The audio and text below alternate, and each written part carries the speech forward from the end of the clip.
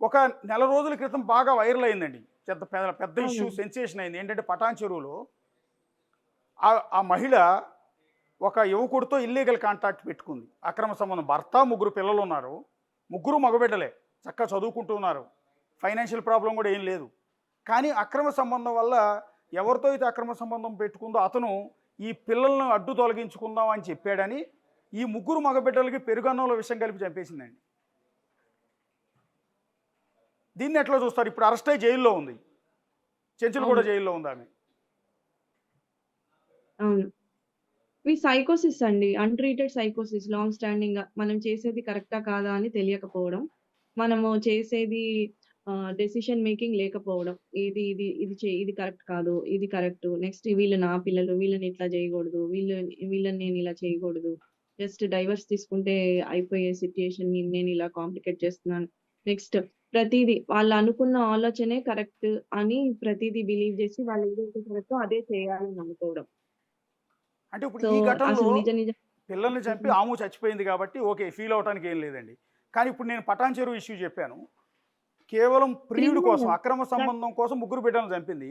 ఈ చంపిన తల్లి ఆ పిల్లలు గుర్తురారా రేపొద్దున? ఒకవేళ ఆ ప్రియుడితో సుఖంగా ఉండగలుగుతుందా? సంతోషంగా ఉండగలుగుతుందా? ఉండలేదు.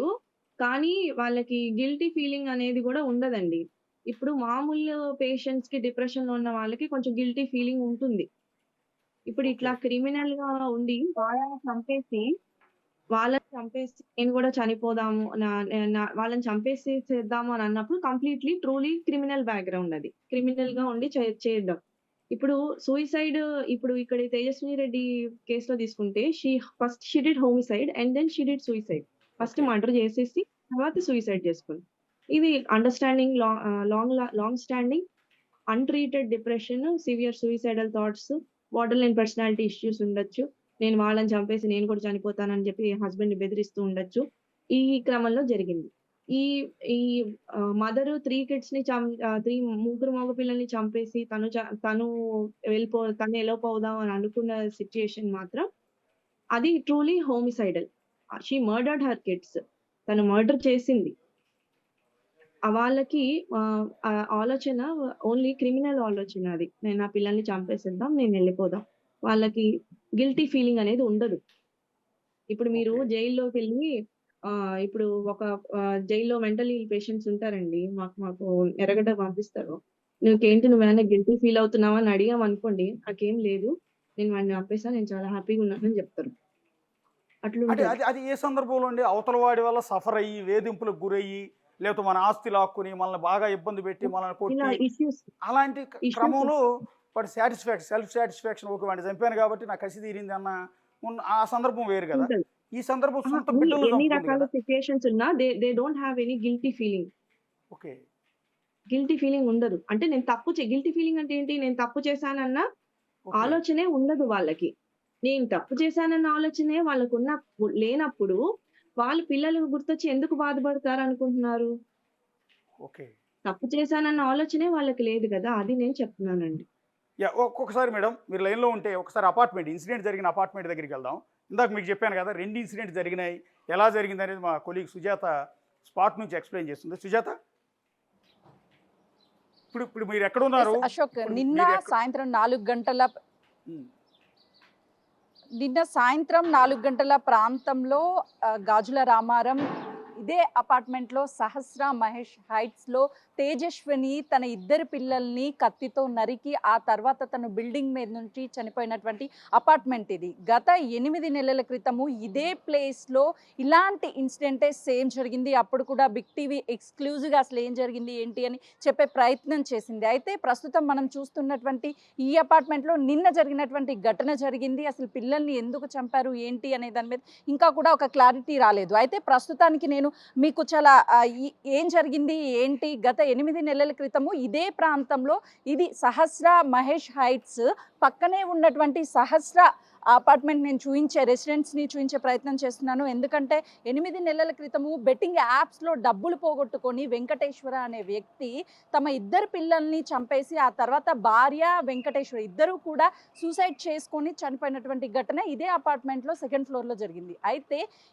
ఈ ఘటన జరిగినప్పుడు కూడా తేజస్విని తమ కుటుంబ సభ్యులతో ఇదే అపార్ట్మెంట్లో పక్కనే ఉన్నటువంటి అపార్ట్మెంట్లో ఉంది. చాలా దగ్గర ఒకే బిల్డర్ ఇక్కడ సహస్ర రెసిడెన్సీ, సహస్ర మహేష్ హైట్స్ అంటూ ఇలా ఈ చుట్టుపక్కల కూడా సహస్ర వాళ్ళు కట్టినటువంటి బిల్డింగ్స్ ఉన్నాయి. ఆ రోజు సంఘటన జరిగినప్పుడు ఆ తేజస్విని ఇక్కడికి వచ్చి వాళ్ళ కుటుంబ సభ్యులతో మాట్లాడింది. తను ఏం జరిగింది ఏంటి అని తెలుసుకున్నది. ఆ తర్వాత 8 నెలల తర్వాత తేజస్విని కూడా యాజ్ టీజ్ అంటే ఇక్కడ జరిగినటువంటి సంఘటన తను దృష్టిలో ఉంచుకొని ఇదంతా చేసిందా లేదు అని అంటే తన మానసిక పరిస్థితి బాగోలేకనే తను ఇలా చేసిందా అనే దాని మీద కూడా ఇంకొక స్పష్టత లేదు. ఎందుకంటే ఆ రోజు పిల్లలకి తమకు వచ్చినటువంటి సమస్యకి పరిష్కారం కావాలి అంటే పిల్లల్ని చంపేసి వాళ్ళు చనిపోవాలి అనుకున్నారు. చంపేయడం కూడా పిల్లల్ని వాళ్ళు హ్యాంగ్ చేసుకోవాలి అనుకున్నారు. సేమ్ యాజ్ టీజ్గా కూడా తను కూడా పిల్లల్ని చంపేసి తర్వాత పిల్లలు చనిపోయారు అన్న డిసైడ్ అయిన తర్వాత మాత్రమే తను కూడా సూసైడ్ చేసుకోవాలని నిర్ణయించుకుంది. ప్రస్తుతము ఈ అపార్ట్మెంట్లో తేజస్విని ఉండేది. గత 4 సంవత్సరాల క్రితమే ఇక్కడికి వచ్చారు. అయితే కొద్దిసేపటి క్రితము ఈ అపార్ట్మెంట్లో వెంకటేశ్వర్ రెడ్డి అంటే తేజస్విని భర్త వాళ్ళ ఫ్రెండ్స్తో మాట్లాడినప్పుడు తేజస్విని 4-5గురితో గొడవలు కూడా పెట్టుకుంది. ఆ తర్వాత సర్ది చెప్పాము ఇలాంటివి ఇక్కడ చేయొద్దు అని చెప్పేసి తను మెంటల్ కండిషన్ బాగోలేదు అని చెప్తున్నారు. పిల్లల్ని చంపాల్సినటువంటి అవసరం ఏమొచ్చింది ఏంటి అనేది కూడా క్లారిటీ లేదు. ఒకవైపు పక్కనే ఉన్నటువంటి సహస్ర హైట్స్ ఏదైతే ఉందో అందులో తండ్రి పిల్లల్ని చంపిన తర్వాత తను చనిపోయారు. యాజ్ టీజ్గా సేమ్ ఇక్కడ తల్లి పిల్లల్ని చంపిన తర్వాత తను కూడా చనిపోయినటువంటి ఘటన చోటు చేసుకోవడంతో చుట్టుపక్కల ఉన్నటువంటి వాళ్ళంతా కూడా భయభ్రాంతులకు గురి అవుతున్నారు. ఇప్పుడు అప్పట్లో పక్క అపార్ట్మెంట్ మీరు 2 అపార్ట్మెంట్లు చూపించారు. సేమ్ సహస్ర ఒకే బిల్డర్ కట్టాడు. 2 పక్క బ్లాకులు మాదిరిగా ఉన్నాయి. సేమ్ డిటో అపార్ట్మెంట్స్ ఉన్నాయి. ఈ ఇన్సిడెంట్ జరిగింది 2nd ఫ్లోర్, ఆ ఇన్సిడెంట్ జరిగింది 2nd ఫ్లోర్. ఇక్కడ 2 మగబిడ్డలు, అక్కడ 2 మగబిడ్డలు. అయితే ఇక్కడ కొబ్బరి బొండాలు నరికే కత్తితో బిడ్డలిద్దరిని కూడా తల్లి నరికింది. అక్కడ చంపిన వెంకటేష్ తండ్రి ఆ బిడ్డలిద్దరిని ఏ రకంగా చంపాడు? అయితే అక్కడ పిల్లల్ని ఇద్దరిని కూడా విగత జీవులుగా పడి ఉన్నారు. తను దిండుతోటి ప్రెజర్ ఇచ్చి చంపారు అని వార్తలు వచ్చాయి. ఆ తర్వాత ఆ కేసుకి సంబంధించి కూడా డీటెయిల్స్ కానీ వాళ్ళిద్దరూ కూడా భార్యాభర్తలు వెంకటేశ్వర తన భార్య ఇద్దరు కూడా హ్యాంగ్ చేసుకొని చనిపోయారు. అతను చనిపోయే ముందు కూడా వెంకటేశ్వర నాన్నకి కాల్ చేసి నాన్న నేను బతకను చనిపోతాను అని చెప్పేసి కాల్ చేశాడు. అయితే ఆ టైంలో వెంకటేశ్వర కాల్ చేసినప్పుడు వాళ్ళ పేరెంట్స్ రెస్పాండ్ అయ్యి వెంటనే కూడా కింద ఉన్నటువంటి సెక్యూరిటీకి కాల్ చేశారు. మా పిల్లలు ఇలా ఏం చేస్తున్నారో చూడండి అని 3:30 గంటల ప్రాంతంలో కాల్ చేస్తే తెల్లవారుజామున సెక్యూరిటీ నిద్రలో ఉండి పైకి వెళ్ళి చూసేసరికి సార్ డోర్స్ తీయట్లేదని చెప్పారు. మళ్ళీ తిరిగి 5:30 గంటల ప్రాంతంలో కాల్ చేస్తే పైకి వెళ్ళేసరికి డోర్ తీయకపోవడంతో అనుమానం వచ్చి పక్కనే పైన అపార్ట్మెంట్లో ఉన్నటువంటి వాసులకి చెప్పడంతో వెంటనే వాళ్ళందరూ వెళ్ళి డోర్ని బ్రేక్ చేశారు. అప్పుడు ఇద్దరు పిల్లలు కూడా బెడ్రూమ్స్లో విగత జీవులుగా పడి ఉన్నారు. వాళ్ళకి దిండు ప్రెజర్ ఇచ్చి చంపారు అన్న వార్తలు కూడా వచ్చాయి. వాళ్ళు హ్యాంగ్ చేసుకొని ఒకే రూమ్లో ఉన్నారు, పిల్లలు ఒక రూమ్లో ఉన్నారు. ఈ ఘటన మరొక ముందే మళ్ళీ ఇలా జరగడము అప్పుడు ఉన్నటువంటి అంటే మనం లేకపోతే పిల్లల భవిష్యత్తు లేదు, మనం చనిపోతే పిల్లల్ని కూడా చంపేసుకోవాలి అన్న భావన ఇక్కడ నుంచే తనకి వచ్చిందా? ఎందుకంటే ఆ టైంలో కూడా తను ఇదే అపార్ట్మెంట్లో ఉంది. ఏదైనా ఒక ఇన్సిడెంట్ జరిగినప్పుడు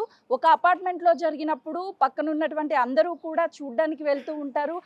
ఆ విషయాలు కొంతమందిని ప్రభావితం చేసే అవకాశం ఉంటుంది. అలా తను ఏమైనా పిల్లలకు ఉన్నటువంటి చిన్న చిన్న హెల్త్ ప్రాబ్లమ్స్ వల్ల తను కూడా నాకు హెల్త్ ప్రాబ్లమ్స్ ఉన్నాయి, పిల్లలకి ఉన్నాయి, నేను లేనప్పుడు పిల్లలు ఎలా బతుకుతారు, పిల్లల్ని కూడా చంపేయాలని నిర్ణయించుకొని చంపేసింది. ఇదంతా కూడా ఒక మిస్టరీగానే ఉంది. అటు కుటుంబ సభ్యులు మాట్లాడుతూ అల్లుడి వైపు నుంచి ఎలాంటి ప్రాబ్లం లేదు, మొదటి నుంచి బాగా చూసేవాడు.